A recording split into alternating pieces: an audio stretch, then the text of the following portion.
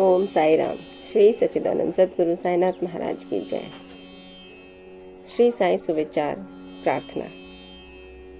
प्रार्थना का अर्थ है अपने मन की शांति, ईश्वर से निकटता तथा सत्य मार्ग, आसक्तियों से दूर। हमें बचपन से प्रार्थना करना सिखाया जाता है। जब हम स्कूल जाते हैं तो सबसे पहले प्रार्थना की जाती है सुबह सुबह। हमें ये सिखाया जाता है कि सुबह ईश्वर का दर्शन, ईश्वर का मनन चिंतन किया करो। अपनी किसी भी तरह की परेशानी से हम ईश्वर से बात कर सकते हैं। प्रार्थना हम अपनी परेशानी को लेकर ही ज़्यादातर करते हैं। हम सब आसक्तियों से भरपूर हैं। हमें बाहरी दिखावे ज़्यादा अच्छे लगते हैं। अपने आराम, अपनी सहजता की चीज़ें हमें ज़्यादा पसंद हैं। परंतु ईश्वर हमें जानते हैं। हमारा भविष्य, हमारा भूत सब कुछ जानते हैं। उन्हें पता है कि हमें क्या देना है, हमारे लिए क्या सही है, क्या बेहतर है। इसलिए ईश्वर हमें वो सब देते हैं। अब वो चाहे कुछ भी हो, सुख हो, दुख हो, आरामदायक चीज़ें हो या कटीले रास्ते हो, पथरीले रास्ते हो, वो देते हैं। इसका मतलब ये नहीं कि हमें प्रार्थना करना छोड़ देना चाहिए।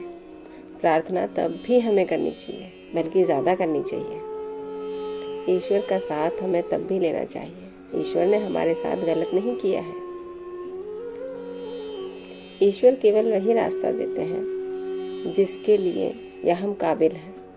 हमने सुना होगा कि जो ईश्वर के ज़्यादा करीब रहते हैं, उनकी पूजा पाठ करते रहते हैं, दुख कष्ट भी ज़्यादा उन्हीं के साथ रहते हैं, क्योंकि ये कोई सरल मार्ग नहीं है। ईश्वर उन्हीं के साथ रहते हैं जो कष्टों के मार्ग पर सहजता से चल पाएंगे। हमें लगता है कि हमें दुख परेशानी ज़्यादा आ रही है, परंतु ईश्वर समझते हैं। हमारे कुछ शुभ कर्म होते हैं जिस वजह से हमें ईश्वर का साथ मिलता है और हम पूजा पाठ में विलीन हो जाते हैं। परंतु कई लोग ऐसे भी हैं जो थोड़ा सा कष्ट आने पर दुर्व्यवहार करते हैं, कुकर्म अपनाते हैं और गलत रास्ते पर चल पड़ते हैं। ईश्वर उनका भी साथ देते हैं, परंतु वो नहीं समझ पाते और उनका अंत दुखदाई होता है। इसलिए हमें प्रार्थना से जुड़े रहना चाहिए, ईश्वर से जुड़े रहना चाहिए। ईश्वर हमें वही देता है जिसके लायक और जिसके काबिल हम हैं, जो हमारे किस्मत में है। परंतु यदि हम प्रार्थना से जुड़े रहें, हम ईश्वर से जुड़े रहें, तो वो दुखदायी, कष्टदायी जो समय है वो पल भर में चला जाएगा। पता भी नहीं चलेगा कि कब आया और कब गया। जिस तरह लोग सुख के दिनों को बहुत छोटा समझते हैं, उसी प्रकार जो ईश्वर के करीब रहते हैं उनके लिए दुखदायी और कष्टदायी समय भी बहुत छोटे लगते हैं। प्रार्थना से हम ईश्वर के नज़दीक जाते हैं। जो दुख कष्ट हमारे हैं वो हम ईश्वर को अर्पित करते हैं। उसी प्रकार हम प्रार्थना में सुखी जीवन के समय भी हम अपना सुख ईश्वर को अर्पित करते हैं तथा वो हमें सत्य मार्ग से भटकने नहीं देते। इसलिए यदि हम प्रार्थना करना ही छोड़ देंगे तो ईश्वर से हम दूर होते चले जाएंगे। ज़रूरी नहीं कि वो सुबह का ही समय हो, चाहे वो सुबह हो, शाम हो, रात हो या सोने के पहले हो, हम कभी भी प्रार्थना कर सकते हैं।